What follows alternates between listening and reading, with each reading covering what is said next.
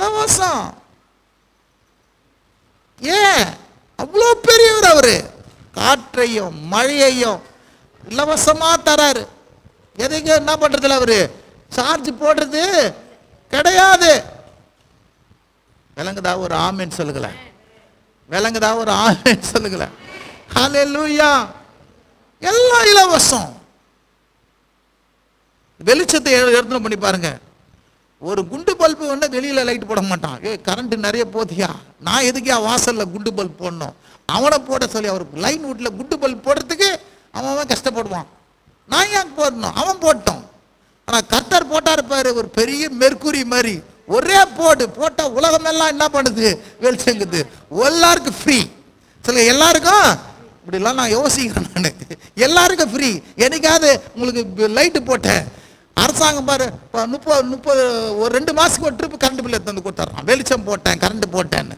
இவர் என்னைக்காவது நான் லைட்டு போட்டேன், உனக்கு நைட் லேம்ப் போட்டேன் அப்படி சொல்லி காசு கேட்க வந்துக்கிறாங்க. இவர் இந்த அரசாங்கம் என்ன பண்ணுது? நீ நடந்தா நீ வரி கொடு, நீ என்ன பண்ணு, தண்ணி எடுத்தா காசு கொடு.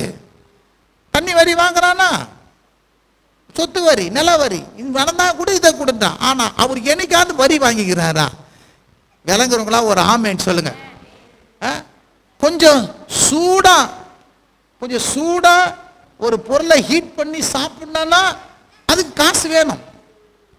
கேஸுக்கு காசு வேணும். வேணுமா இல்லையா? அவர் என்ன பண்றாரு? மலிவா எல்லாருக்கும் என்ன பண்றாரு? கீழே வந்து எவ்வளவு வேணா எடுத்துக்கப்பா கேஸ் தரதா இல்லையா? கேஸ் எங்கிருந்து வருது? இவங்க கேஸ் உருவாக்குறாங்களா? இல்ல, கேஸ் இருக்கிற இடத்துல கேஸ் வருது. இருந்தா ஒரு ஆமேன்னு சொல்லுங்க. வருது. அவர் இலவசமா கொடுக்குறாரு. இவங்க அதை எடுக்கிறதுக்கு தான் என்ன பண்றாங்க? காசை நமக்கு செலவு பண்றாங்க, தயாரிக்கிறதுக்கு கிடையாது. விளங்குறவங்களா ஒரு ஆமேன்னு சொல்லுங்க. அதே மாதிரி இந்த ஹீட் பண்றது, கொஞ்ச நேரம் சூடு பண்ணி அப்படி ஆம்லெட் அப்படி சூடு பண்ணி போட்டு சூடாயிடுச்சு அப்படின்னு சொல்லி போட்டு என்ன கொடுக்குறான்? 30 ரூபா. ஒரு பிரெட் ஆம்லெட் எவ்வளோன்னு 40 ரூபான்றான். ஆனா இவர் நல்லா வெளிச்சம் சூடா இருக்குது, நல்ல தேவையான கணக்கணக்கன்னு இருக்குது. எவ்வளவு தேவையோ எத்தனை டிகிரி சூடு பண்ணி காட்டுறாரு. என்னைக்காவது நான் இவ்வளவு சூடா இருக்கிறேன், நீங்க எனக்கு வந்து என்ன பண்ணுங்க, ஆம்லெட் கொடுக்குற மாதிரி எனக்கு 30 ரூபாய் கொடு நான் கேட்கிறாரு. இருந்தா ஒரு ஆமேன்னு சொல்லுங்க. ஏர் கண்டிஷன் எடுத்து பார்த்துக்குங்க. ஒரு வீட்டில் ஒரு ஏர் கண்டிஷன் தான் 4000 ரூபாய் செலவாகும் ஒரு மாசத்துக்கு. இவர் திடீர்னு போட்டாருன்னா என்ன பண்ணுது? 3 மாசம் ஏர் கண்டிஷன் போடுறாரு. சில்லுன்னு காத்தடிக்குது. அதை காட்டிலும் அதையே ஆஃப் பண்ணி வச்சிடறோம். அவர் போட்டா இதுக்கு ஈக்குவல் இல்லை. இதுக்கு எந்த கேஸ் ரிப்பேர் பண்றோமா? இது என்ன பண்றோம்? ஃபுல்லா உலகம் ஃபுல்லா ஏசி போடுற. என்ன காசு வாங்குறாரா அவரு? இருந்தா ஒரு ஆமேன்னு சொல்லுங்க. ஹல்லேலூயா. யோசனை பண்ணி பாருங்க. இதெல்லாம் தங்கத்தை மார்வடியில கொண்டா எங்க வைக்கிறான்? ஷோ கேஸ்லயும் அப்படிலையும் வைப்பானா இல்லையா? நம்மளும் எங்க பார்த்து வைக்கிறோம். ஆண்டவர் எங்க வச்சுக்கிறாரு? நீங்களாம் ஷோ கேஸ்ல தானே வைப்பீங்க, நான் பூமிக்குள்ள வைப்பேன்டா. கீழே போட்டு வச்சிருக்கிறாரு. இவன் தான் தூக்கி ரொம்ப பாதுகாப்பா வச்சுக்கிறான். ஆண்டவர் என்ன பண்ணிக்கிறாரு? எல்லாத்தையும் கீழே போட்டு வச்சுக்கிறாரு. ஏன்? அவர் அவ்வளோ பெரியவருங்க. கர்த்தர் யாருன்னு சொல்ல காட்டுறவங்களுக்கு இந்த தேவன் யார்? அவ்வளோ பெரியவர். இலவசமா உனக்கு எனக்கு ரட்சிப்பை கொடுத்திருக்கிறார். இலவசமா என்ன பண்ணிக்கிறார்? உனக்கு எனக்கும் ரட்சிப்பு. ஏன் தெரியுமா? அது விலை கொடுத்து வாங்கவே முடியாது. வெள்ளினாலும் பொன்னினாலும் என்ன பண்ண முடியாது? ரட்சிப்பை பெறவே முடியாது. அதனால தான் இலவசம் கொடுத்துக்கிற. நான் புரிஞ்சுக்கங்க, தேவன் யாரு? என்னைக்காவது பாரு, ஒரு ஃபிளாட் வீட்டில் போன மெயின்டெனன்ஸ் காசு வாங்குவான். பெருக்குன, சுத்தம் பண்ண, அதை பண்ண, இதை பண்ண. ஆண்டவர் என்னைக்காவது யாருக்கிட்டையாவது நீ முகறதுக்கு மெயின்டெனன்ஸ் காசு வாங்கி கேட்டாரா? இருந்தா சொல்லுங்க. அதுதான் கர்த்தர், அதுதான் நல்லவர். இருந்தா ஒரு ஆமென் சொல்லுங்க. ஹல்லேலூயா. ஏன் ஆலயத்தில் கொடுக்குறோம் அப்படின்னா, அதுதான் அது எதுக்கு கொடுக்குறோம்? இந்த கர்த்தரை அறிஞ்சு கொள்றதுக்கு ஒரு இடம் தேவை. அதுக்கு பல காரியங்கள் தேவை. அது நடக்கணும். அவர் நாம மகிமை பண்ணணும், அவரை பத்தி சொல்லணும், அது வச்சிருக்கிறாரு, அவரை ஆராதிக்கணும். இதற்கு ஒரு இடம் தேவை, அதற்கு எல்லாம் தேவை. அதற்கு தான் நாம என்ன பண்றோம்? தேவனுக்கு என்று கொடுக்கிறோம். அவர் நாமத்தை ஆராதிக்கணுங்க, அவர் வசனத்தை கேட்கணுங்க. இருந்தா ஒரு ஆமென் சொல்லுங்க. அதற்கு தான் கொடுக்கிறோம். ஹல்லேலூயா. நான் சொல்றேன், இந்த ஜீவனை எந்த மனுஷ கண்டுபிடிப்பினாலும் என்ன பண்ண முடியாது, போன ஜீவனை கொண்டு வர முடியுமா? ஒரு ஒரு உயிரை கொடுக்க முடியுமா மனுஷனால? கொடுக்க முடியாது. ஆனா கர்த்தர் தான் இது எல்லாவற்றையும் செய்கிறார். டாக்டர் கூட சில நேரத்தில் கை வச்சிருவாங்க, எங்களால் முடிஞ்சதெல்லாம் பார்த்துக்கிறேங்க, மிச்சம்லாம் நீங்க வேண்டிக் கொள்ளுங்க, அவர் தான் செய்யணும். இருந்தா ஒரு ஆமேன்னு சொல்லுங்க. ஹல்லேலூயா. அதனால இந்த ரட்சிப்பு என்பது சாதாரணமானதல்ல. அது தேவன் கொடுக்கிற என்னதுங்க, இலவசம். அதை தேவன் நமக்கு என்ன பண்ற, ஃப்ரீயா என்ன பண்ணிக்கிறாரு, கொடுத்திருக்கிறார். தேவரே உங்க சகல ஜனங்களுக்கு முன்பாக ஆயத்தம் பண்ணி நம்முடைய ரட்சணத்தை என் கண்கள் என்ன பண்ணது, கண்டது. அவரை குறித்து சொல்லப்பட்டவைகளை குறித்து யோசேப்பும் அவருடைய தாயாரும் என்ன பண்றாங்க, ஆச்சரியப்பட்டாங்க. இயேசுவை குறித்து சொல்லப்பட்டனோ பெத்த தாயும் கூட இருந்தவங்களும் அவரை பார்த்து ஆச்சரியப்பட்டாங்களாம். இருந்தா ஒரு ஆமேன்னு சொல்லுங்க. நான் சொல்றேன், இந்த இயேசுவை குறித்து நான் இன்னைக்கெல்லாம் சொல்லி கிடப்பேன். அவர் ஆச்சரியப்படத்தக்கவர், அதிசயர். அதனால்தான் அவர் நாமமே அதிசயமானது. எந்த ஒரு ஆமேன்னு சொல்லுங்க. நான் சொல்றேன் பாருங்க, இந்த இயேசுவை குறித்து தாயும் தகப்பனாரும் எப்படி ஆச்சரியப்பட்டாங்களோ, உங்கள் உள்ளத்துல இயேசு கிறிஸ்து வந்தாங்கன்னா உங்களை பார்த்து எல்லாரும் ஆச்சரியப்படுற மாதிரி வைப்பாரு வாழ்க்கை. விளங்குதா? ஒரு ஆமேன்னு சொல்லுங்க. ஏன்னா அப்படிதான் வச்சாங்க பாருங்க. நான் 21 வயசுல ஆண்டவரை ஏற்றுக்கொண்டேன். அடங்கவே மாட்டேன். எங்க அப்பா அடிக்கடி சொல்லுவார், நீ தருதல ஒன்னுத்துக்கு உதவ மாட்டேன். அப்ப ரொம்ப ஃபேமஸான ஒரு வசனம், நீ ரிச்சா இருக்க கூட இல்ல. ரிச்சா இருக்கிறது ரொம்ப கேவலமானது. ரிச்சா இருக்கிறது என்னதுங்க, ரொம்ப கேவலம். நீ ரிச்சா இருக்கிறது கூட லாக்கிப்பட மாட்டேன்னு. இப்படி பல வார்த்தைகள். ஒன்னுத்துக்கு உதவாத, நீ தருதல, நீ ரிச்சா எடுத்துக்கு, எத்தனை மாதிரி இருக்கும் பாருங்க. அந்த குழந்தைல பேச பேச பேச பேச ஒரு நாள் சின்னது நானே நினைச்சு, நிச்சயமா அப்பா சொல்ற மாதிரி தான் நான் இருப்பேனும். நல்லா படிப்பேன், நல்லா ஸ்போர்ட்ஸ்ல இருப்பேன், நல்லா தான் இருப்பேன், ரொம்ப சுட்டியா இருப்பேன். பட் ஆனா பாருங்க, அந்த ஒரு மாதிரி சரியா தான் போல. ஆனா நான் கர்த்தரை ஏற்றுக்கொண்டோன்னா என் வாழ்க்கை அப்படியே புரட்டி போட்டா இருப்பாருங்க. புரட்டி போட்டோன்னா வீட்டில் இருக்கிறவங்களுக்கு என்னை பார்த்தாலே ஒரு நடுங்க ஆரம்பிச்சிச்சு. அவங்களே ஒரு பிரமிப்பா பார்க்க ஆரம்பிச்சாங்க. என்ன ஆச்சு இவனுக்கு? கொஞ்ச நேரத்தில் அப்படியே யோசனை பண்ணாங்க, இவனுக்கு வந்து கிறுக்கு பிடிச்சிச்சோ.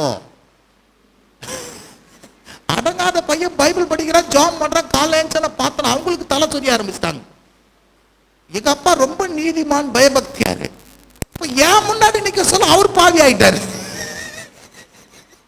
ஏன்னா அவர் ஊதுவாரு. நான் இது இந்த வத்தி பட்டிக்கு சண்டை நடக்கும் பாருங்க, எங்க வீட்டுல அப்படி நடக்கும். எல்லாம் ஊதுற ஆளுங்க. அங்க இருக்கிற வத்தி பட்டி இவன் எடுக்கிற அவன் எடுக்க, இது ஒரு பெரிய பிரச்சனை.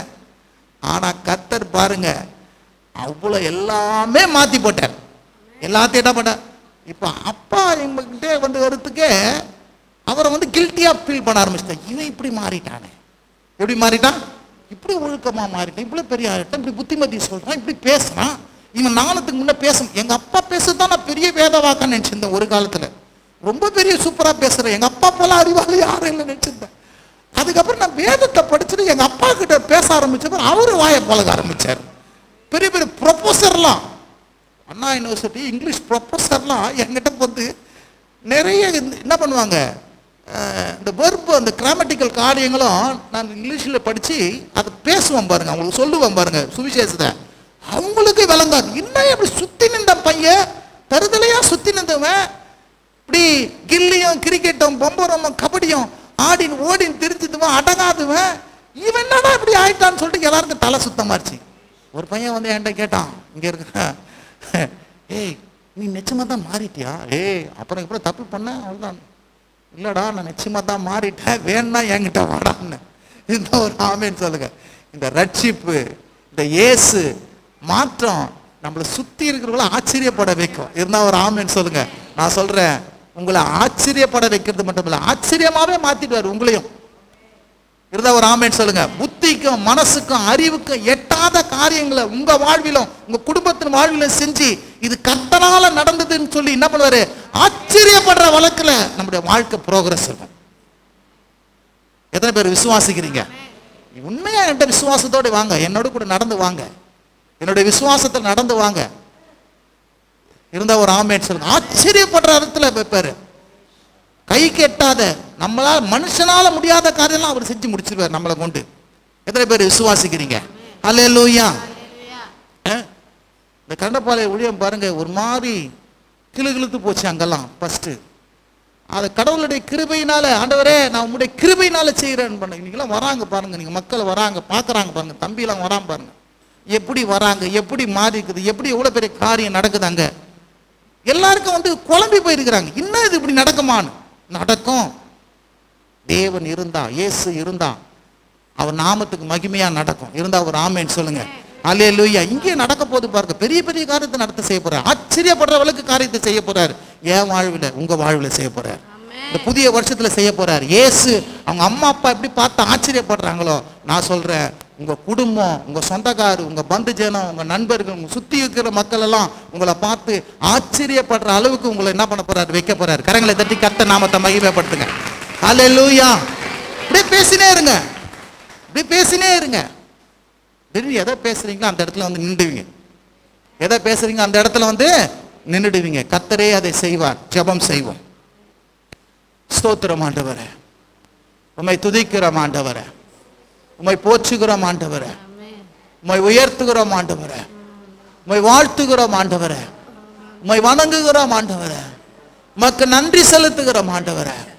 ஆண்டவரே, இந்த மகா பெரிய ரட்சிப்பை இயேசு கிறிஸ்துவின் மூலமாக நீர் எங்களுக்கு தந்திருக்கிறபடியால் உம்மை நன்றியோடு கூட உம்மை துதிக்கிறோம், உம்மை நன்றியோடு கூட உம்மை சோத்தரிக்கிறோம், உம்மை நன்றியோடு கூட உம்மை புகழுகிறோம் ஆண்டவரே.